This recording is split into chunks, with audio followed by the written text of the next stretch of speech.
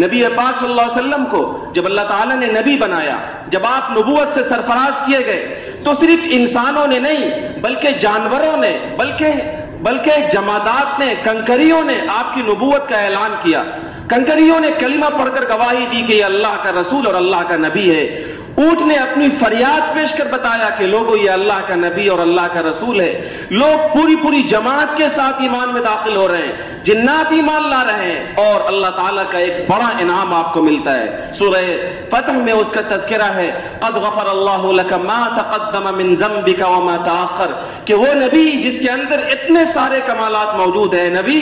اگر آپ سے کوئی چوک بشری تقاضے کی بنیاد پر ہو بھی تو اللہ نے اسے معاف کر دیا، لیکن اس کے باوجود وہ معصوم نبی، وہ بخشے بخشائے نبی، ان کا حال یہ تھا کہ جب مصلی پر نماز کے لیے کھڑے ہوتے تو روایات موجود ہیں کہ وہ نبی جو بخشا بخشایا ہے، جو معصوم ہیں، جن کو اللہ نے گناہوں سے پاک بنایا ہے، جب مصلی پر اللہ کے سامنے فریاد کے لیے کھڑے ہوتے ہیں تو اتنی لمبی نمازیں پڑھتے ہیں کہ آپ کے جسم مبارک میں ورم آ جاتا ہے، آپ کا پاؤں پھول جاتا ہے، آپ اتنا لمبا سجدہ اللہ کی بارگاہ میں فرماتے ہیں کہ ام المؤمنین حضرت عائشہ رضی اللہ تعالی عنہ کو یہ شبہ ہوتا ہے کہ کہیں پیارے آقا صلی اللہ علیہ وسلم کی روح پرواز تو نہیں کر گئی۔ یہ اس نبی کا حال ہے امت کی تعلیم و تربیت کے لیے کہ جس نبی کو اللہ نے اوصاف و کمالات کے سب سے بلند مقام پر پہنچایا، جب وہ عبادتوں کے اندر اتنی زیادہ تضرع اور گریہ وزاری کرتا ہے تو اے لوگو تم بھی اللہ کے سامنے فریاد کرنے میں، مناجات کرنے میں، نمازوں میں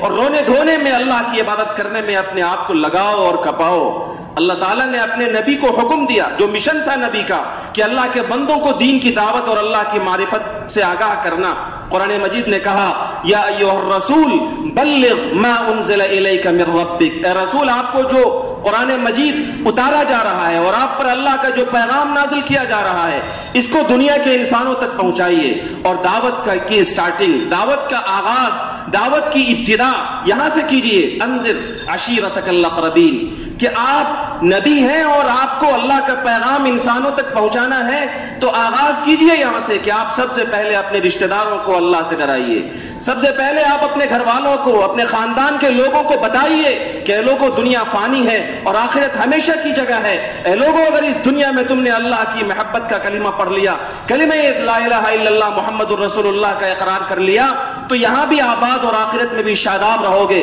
اور اگر تم نے اس کلمے کا انکار کر دیا تو پھر ڈرو اللہ کے عذاب سے کہ آخرت میں اللہ کا عذاب تمہیں پکڑے گا۔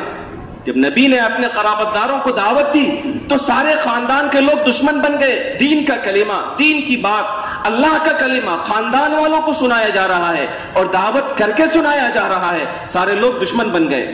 اب تو ڈرنے کا موقع تھا، جب اپنے ہی دشمن ہو تو دنیا والوں سے آدمی کس چیز کی امید کرے گا، لیکن اللہ نے اس سے بڑی ذمہ داری دی۔ فاصدع بما تؤمر، اب تک آپ اپنوں کو ڈرا رہے تھے، اب آپ کھلم کھلا اس دین کو پوری دنیا کے انسانوں کو ببانگ دہل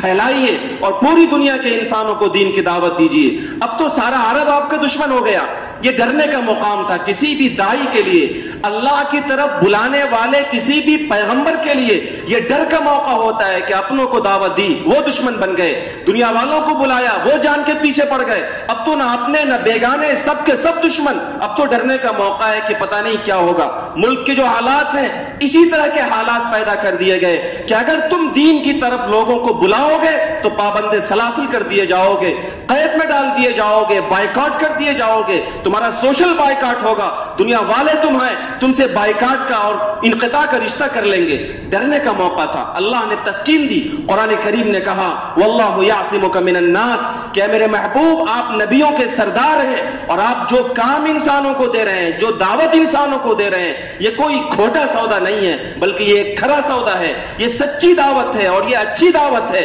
اس کی طرف بلاتے رہیے اور دنیا والوں سے ذرہ برابر مت ڈریے، کیونکہ وہ اللہ جس کے قبضے میں پوری کائنات ہے وہ انسانوں کے اور شریوں کی شرارت سے آپ کی حفاظت فرمائے گا۔